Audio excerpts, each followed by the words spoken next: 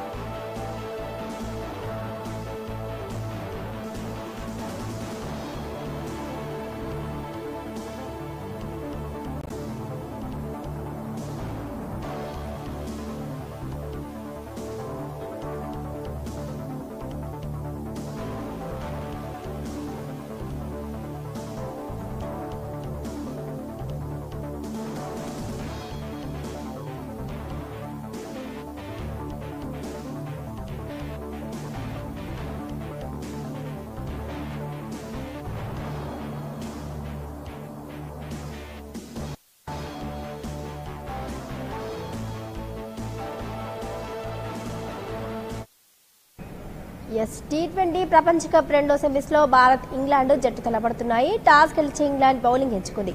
ఇక ఈ టోర్నీలో ఇతర జట్ల కంటే మెరుగైన ప్రదర్శన చేసిన భారత్ కు ఈ మ్యాచ్ పెద్ద సవాల్గానే చెప్పొచ్చు. టీ20 ఫార్మెట్ లో ప్రపంచమేటి జట్లలో ఇంగ్లాండ్ కూడా ఒకటి కావడమే దీనికి కారణం. ఈ మ్యాచ్ లో గెలిచిన జట్టు ఫైనల్స్ కు చేరుకుంటుంది. ఇప్పటికే పాకిస్తాన్ ఫైనల్స్ కు చేరుకుంది.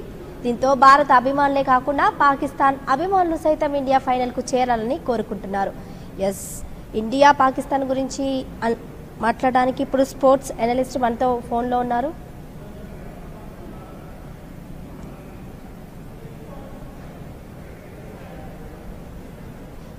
ఇంగ్లాండ్ భారత్ కీలక పోరు సాగుతున్నట్టు మనకు తెలుస్తోంది. దీని గురించి మాట్లాడడానికి స్పోర్ట్స్ అనలిస్ట్ చంద్రశేఖర్ గారు ఉన్నారు ఫోన్లో.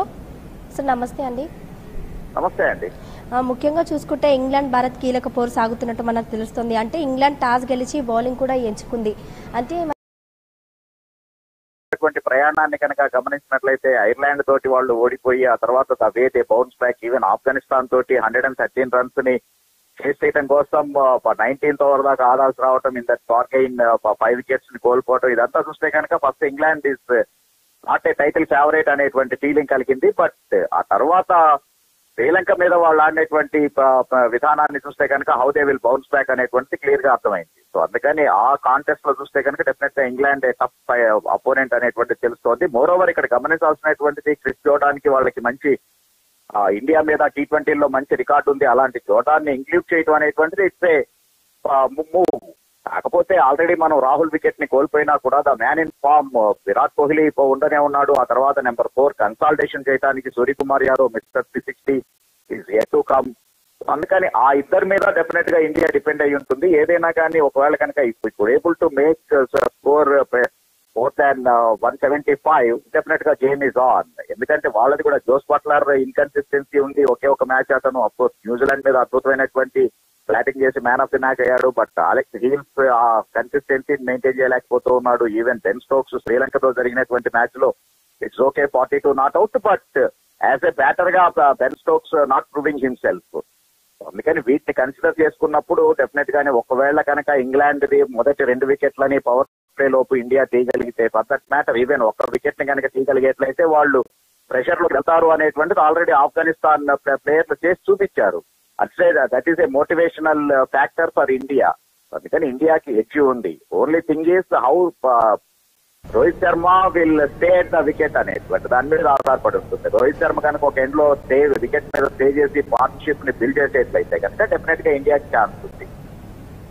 చంద్రశేఖర్ గారు, సెమీస్ తో మనం చూసుకుంటే ఒకవేళ గెలిస్తే పాక్ తో రసవెత్తర పోరు ఖాయమే అనుకోవచ్చా? అంటే దీన్ని ఎలా చూడొచ్చు అంటారు? ఎప్పుడు కూడా మీకు క్రికెట్ అన్న వెంటనే ఇప్పుడు యాషెస్ సిరీస్ మొదట్లో చూస్తే కనుక యాషెస్ సిరీస్ ఇంగ్లాండ్ ఆస్ట్రేలియా ఎప్పుడు క్లాష్ అయినా కూడా ఉత్సుకత అనేటువంటిది ఉండేది. బట్ ఇండియా పాకిస్తాన్ మీద ఎప్పుడైతే రాజకీయపరమైనటువంటి వివాదాలు చెలరేగి ఆ రకమైనటువంటి ఇది మొదలైందో ఎక్కువైందో సో దాంతో ఇండియా పాకిస్తాన్ అన్న వెంటనే ప్రతి వాళ్ళు కూడాను తమకి తమ ఓన్ చేసుకుంటున్నారు. నేనే ఆడుతున్నాను ఇప్పుడు పాకిస్తాన్ మీద అనేటువంటి భావన ఇండియా అభిమానికి ఉంటుంది. అలాగనే పాకిస్తాన్ అభిమానికి వచ్చేటప్పటికీ నేనే ఇండియా మీద ఆడుతున్నాను అనేటువంటిది. సో ఎవరికి వాళ్ళు ఓన్ చేసుకునేటప్పటికీ ఆ టెన్స్ సిచ్యువేషన్ అనేటువంటిది క్రియేట్ అవుతుంది. అంటే అదర్ దాన్ ద గేమ్ ఏమవుతోంది అంటే కనుక the other political issues are taking part. దాంతో ఆ టెన్స్ అనేటువంటిది వస్తుంది. దానికి రైట్ ఎగ్జాంపుల్ ఈవెన్ మెల్బోర్న్ లో మనకి జరిగినటువంటి T20 వరల్డ్ కప్ లోనే ఫస్ట్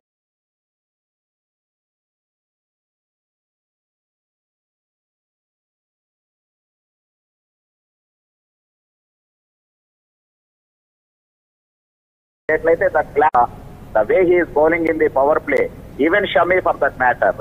సో కాబట్టి మన బౌలింగ్ అనేటువంటిది pace attack, Australian wickets are known for that. So కాబట్టి అలాంటి బేస్ అటాక్ మనకి కుదురుకోవటం అనేటువంటిది ప్లస్ పాయింట్. కాకపోతే ఇప్పటికీ మన వీక్నెస్ ఏంటి అంటే డెఫినెట్ గా స్పిన్నర్లు, బికాజ్ అక్షర్ పటేల్ నుంచి చాలా ఎక్స్పెక్ట్ చేశాం, దాన్ని డెలివర్ చేయడంలో ఫెయిల్ అవుతూ ఉన్నాడు. సో అది ఒకటి మనకి కొద్దిగా వర్రీడ్ ఫ్యాక్టర్. అలాగనే ఓపెనర్స్ పవర్ ప్లే ని పూర్తిగా ఆడలేకపోవడం అనేటువంటిది, ఈవెన్ దట్ ఈస్ ప్రూవ్డ్. ఈ మ్యాచ్ లో కూడా ఆల్రెడీ రాహుల్ అవుట్, అంటే either రోహిత్ శర్మ ఆర్ రాహుల్ ఎవరో ఒకళ్ళు పవర్ ప్లే లోపే అవుట్ అవుతూ ఉండటం అనేటువంటిది ఇండియాకి వీక్ అవుతుంది. ప్రతిసారి విరాట్ కోహ్లీ, సూర్యకుమార్ యాదవే they should commit the rescue అనేటువంటిది కష్టమవుతుంది. కాబట్టి అది మన వీక్నెస్. అలాగే ఇందాక నేను చెప్పినట్టు హర్షదీప్ సింగ్ రావడం అనేటువంటిది మన strength. Right, thank you Chandrasekhar.